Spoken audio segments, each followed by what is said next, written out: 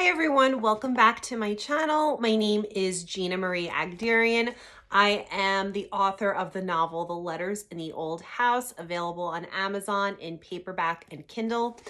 Today is another episode of Book Talk where I talk about a book that I've recently read, what I liked, what I didn't like about it, and hopefully I'll share some information to help you decide whether or not to grab this from your local library or bookstore. So today I am talking about the book called The Woman in the Library, and this novel is by Sulari Gentill. I hope I'm pronouncing that correctly. She's an Australian author. So this was actually grabbed again on my quest to read books rather from more diverse authors.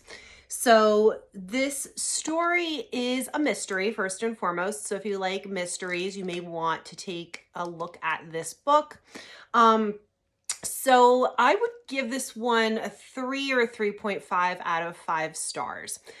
I really enjoyed the story up until about the end. The end was a little bit of an open-ended ending. So if that's something you like, where you kind of interpret the ending as you'd like, then this might be a great book for you. I personally enjoy stories that have everything tied up neatly in a bow at the end. All loose ends are completely tied up. I don't like anything that leaves me questioning anything, which is probably why I didn't like the ending of The Sopranos, which is a whole other story.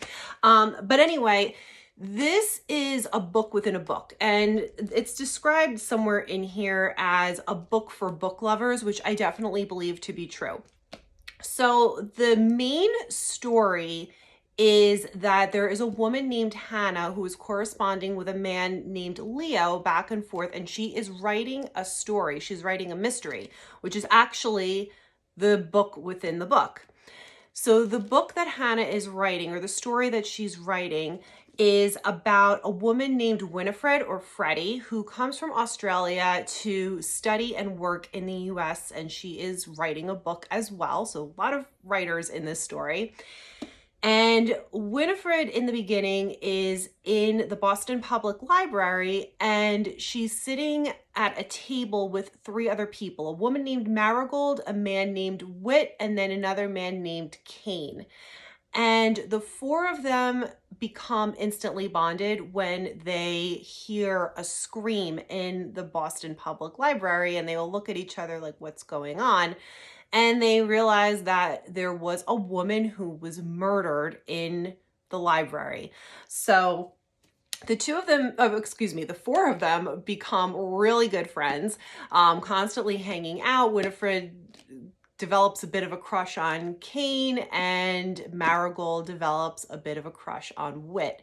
So kind of like a double dating situation thing going on there, which is an interesting dynamic. So the whole premise of the book is they're trying to find out what happened to the woman who was killed in the library and who killed her. And one of these 4 people is the murderer. Now, that's not a spoiler. That is in the inside jacket of the book.